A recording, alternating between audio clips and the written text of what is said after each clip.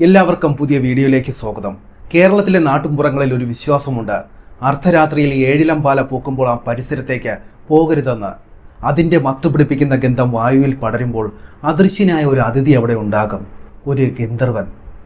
പുരാണങ്ങളിൽ മാത്രം ഒതുങ്ങി നിന്നിരുന്ന ഭൂമിയിലെ പെൺകുടിമാരുടെ സൗന്ദര്യത്തിൽ മയങ്ങുന്ന അമാനുഷികരായ ഗന്ധർവന്മാരെ മലയാളികൾക്ക് അത്രമേൽ പരിചയമാക്കിയത് ഒരു മനുഷ്യനാണ്, പി പത്മരാജൻ. മലയാള സിനിമയുടെ ഗന്ധർവൻ എന്നാണ് പത്മരാജനെ വിശേഷിപ്പിക്കുന്നത്. എന്നാൽ തൻ്റെ ഏറ്റവും വലിയ സ്വപ്നമായ ഞാൻ ഗന്ധർവൻ എന്ന സിനിമയിലൂടെ ആ ഒരു രൂപത്തിന് ജീവൻ നൽകിയതിനു ശേഷം അദ്ദേഹം അപ്രത്യക്ഷനായി. ആ സിനിമ റിലീസ് ചെയ്ത ദിവസങ്ങൾക്കകം തൻ്റെ 45-ാം വയസ്സിൽ അദ്ദേഹം ഒരു ഹോട്ടൽ മുറിയിൽ മരിച്ച നിലയിൽ കണ്ടെത്തി. ഇത് വെറും ഒരു യാദൃച്ഛികമാണോ, അതോ അദൃശ്യമായിരിക്കാൻ ആഗ്രഹിച്ച ഒരു അമാനുഷിക ശക്തിയെ ക്യാമറയിൽ പകർത്താൻ ശ്രമിച്ചതിൻ്റെ പരിണിത ഫലമാണോ? ആ ഒരു ദുരന്തത്തിൻ്റെ ആഴം മനസ്സിലാക്കാൻ നാം പത്മരാജൻ എന്ന പ്രതിഭയെ അറിയണം. അദ്ദേഹം വെറും ഒരു സംവിധായകൻ മാത്രമായിരുന്നില്ല, മലയാള മനസ്സുകളുടെ ഇരുണ്ട കോണുകളിലേക്കും കാമനകളിലേക്കും വെളിച്ചമിതറിയ ഒരു സാഹിത്യകാരനായിരുന്നു. ഒരു ദശാബ്ദത്തിനുള്ളിൽ 36 സിനിമകൾ അദ്ദേഹം മലയാളികൾക്ക് സമ്മാനിച്ചു. 80കളുടെ അവസാനം അടുക്കുമ്പോഴേക്കും പത്മരാജൻ തൻ്റെ വിജയങ്ങളുടെ കൊടുമുടി ഏറി നിൽക്കുകയായിരുന്നു. എന്നാൽ സാധാരണ മനുഷ്യരുടെ പ്രണയങ്ങളിൽ നിന്ന് മാറി തികച്ചും വ്യത്യസ്തമായ ഒന്ന് അദ്ദേഹം ആഗ്രഹിച്ചു. പരിപൂർണനായ ഏതൊരു മാനുഷിക പോരായ്മകളുമില്ലാത്ത ഒരു കാമുകൻ. അങ്ങനെയാണ് ഗന്ധർവൻ എന്ന സങ്കല്പത്തിലേക്ക് അദ്ദേഹം എത്തിച്ചേരുന്നത്.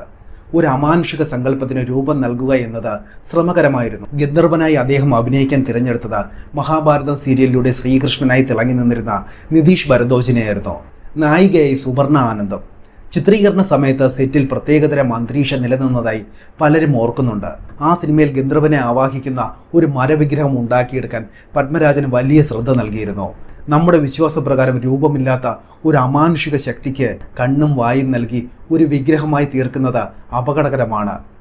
അത് ആ ശക്തിയെ ഭൂമിയിലേക്ക് ക്ഷണിക്കുന്നതിന് തുല്യമാണ്. ആ ഒരു മിത്തിനെ സിനിമയാക്കുമ്പോൾ അറിയാതെയാണെങ്കിലും വലിയൊരു ശക്തിയാണ് അദ്ദേഹം ഉണർത്തിയത്.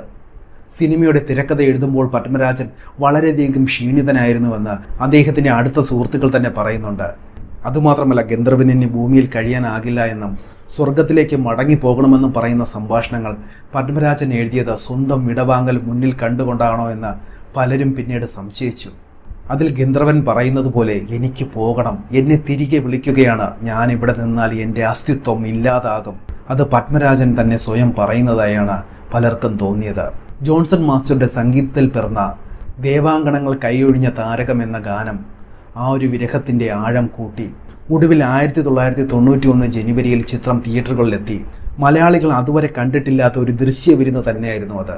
സിനിമയുടെ വിജയത്തിന് ശേഷം കോഴിക്കോടെത്തിയ പത്മരാജൻ പാരാമൗണ്ട് ടവർ ഹോട്ടലിലാണ് താമസിച്ചിരുന്നത്. പുതിയ സിനിമയുടെ ചർച്ചകൾക്കായി അദ്ദേഹം എത്തിയതായിരുന്നു അവിടെ. എന്നാൽ ജനുവരി 24-ന് അദ്ദേഹത്തിൻ്റെ മുറി തുറന്നപ്പോൾ ലോകം കണ്ടത് വലിയൊരു ശൂന്യതയായിരുന്നു. 45-ാമത്തെ വയസ്സിൽ കടുത്ത ഹൃദയാഘാതം അദ്ദേഹത്തിൻ്റെ ജീവനെടുത്തു. ശാസ്ത്രീയമായി അതൊരു ഹൃദയാഘാതമായിരുന്നു. കടുത്ത മാനസിക സമ്മർദ്ദവും വിശ്രമമില്ലായ്മയും അതിന് കാരണമായിട്ടുണ്ടാകാം. എന്നാൽ കലയും മിത്തുകളെയും സ്നേഹിക്കുന്ന മലയാളികൾക്ക് അതൊരു സാധാരണ മരണമായിരുന്നില്ല. അദ്ദേഹത്തിന്റെ മരണശേഷം ജനങ്ങൾ വീണ്ടും തിയേറ്ററിലേക്ക് ഒഴുകി. സ്വർഗത്തിലേക്ക് മടങ്ങിപ്പോകുന്ന ഗന്ധർവനെ കണ്ട് അവർ കണ്ണീർ വാർത്തു. ഒരു അമാനുഷിക ശക്തിയുടെ മുഖം ലോകത്തിന് കാണിച്ചു കൊടുത്തതിന് ഗന്ധർവൻ നൽകിയ ശിക്ഷയാണോ പത്മരാജന്റെ മരണം?